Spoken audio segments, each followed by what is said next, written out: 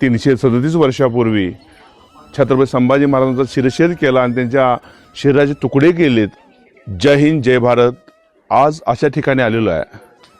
हा 3 नद्यांचा संगम आहे। एक आहे भीमा आणि भामा आणि इंद्रायणी अशा 3 नद्यांचा संगम आहे।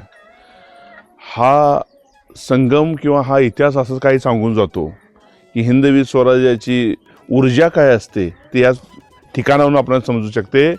हे छत्रपती संभाजी महाराजांचं समाधीस्थळ आहे, ज्या ठिकाणी महाराजांचं कत्तल करण्यात आली, छत्रपती संभाजी महाराजांना मारण्यात आलं, हे ठिकाणी आहे। याच नदीच्या तीराला औरंगजेबानं आजपासून 337 वर्षापूर्वी छत्रपती संभाजी महाराजांचा शिरच्छेद केला आणि त्यांच्या शरीराचे तुकडे केलेत।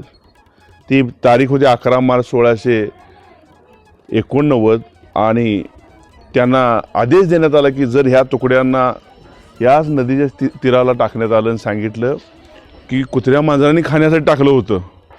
जर कुणी या तुकड्यांना किंवा यांना एकत्र कोण जर धन देण्याचा प्रयत्न केला त्याची हालतसुद्धा अशी केली जाईल म्हणून असा आदेश औरंगजेबाने दिला होता की जर कुणी हात लावला तर त्याचंसुद्धा हालत अशी केली जाईल।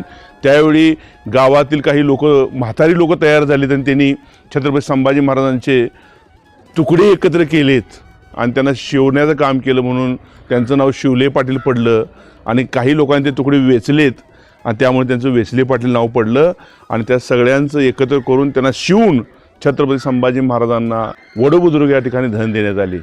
आपल्या राजानं हिंदवी स्वराज्य अबाधित राखण्यासाठी आपल्या प्राणाची आहुती दिलेली आहे। आज आम्ही काय शिकलं पाहिजे, अशा लोकांच्याकडून काय शिकलं पाहिजे? आज आमचा छोटा मुलगासुद्धा डिप्रेशनमध्ये येऊन आत्महत्या करायच्या नादाला लागतोय का? असं का होतंय? त्यांच्यावर किती संकट होती, किती अडचणी असतानासुद्धा राजाने आपल्या प्रत्येक शत्रूची टक्कर दिली। त्याच राजाची समाधी आहे म्हणून म्हटलं जातं की कसं जगावं हे छत्रपती शिवाजी महाराजांनी शिकवलेलं आहे आणि कसं मरावं हे छत्रपती संभाजी महाराजांनी शिकवलेलं आहे। शरणी गेले नाहीत, राजा शरण जाऊ शकत होता पण शरणी गेले नाहीत, मृत्यूजवळ केला म्हणून 337 वर्ष झालं तरी अजून आपला राजा जिवंत आहे, आपल्या हृदयात आहे। ते ह्यासाठी आहे कारण कॉम्प्रोमाइज केलं नाही, कुठं त्यांनी तह केला नाही, कुठं माघार घेतली नाही। तर अशा ह्या राजाला माझा सादर प्रणाम आहे। आता आपण राजांची समाधीवरती जरा बघायचं आहे, त्या ठिकाणी ती राजांची मूर्ती आहे ती बघायचं। छत्रपती शंभूराजांची याच ठिकाणी 11 मार्च 1689 रोजी राजांचा तिथं शिरच्छेद करण्यात आला। हे क्रूर काम औरंगजेबाने केलं होतं, पण आमचा राजा जरी 337 वर्षापूर्वी अनंतात विलीन झाला असला तरी अजून आमच्या हृदयात जिवंत आहे। आणि जी मोठमोठी शहेनशाह होती त्यांचा इतिहासात नामोल्लेखसुद्धा नाही, त्यांचं नावसुद्धा नाही। तर असा आमचा राजा छत्रपती शंभूराजांची या ठिकाणी त्यांचं हुतात्म्य दिन 11 मार्च आहे आणि अजूनसुद्धा इथं जिवंत आहेत। तर अशा राजाला माझा सादर प्रणाम आहे। सर नमस्कार।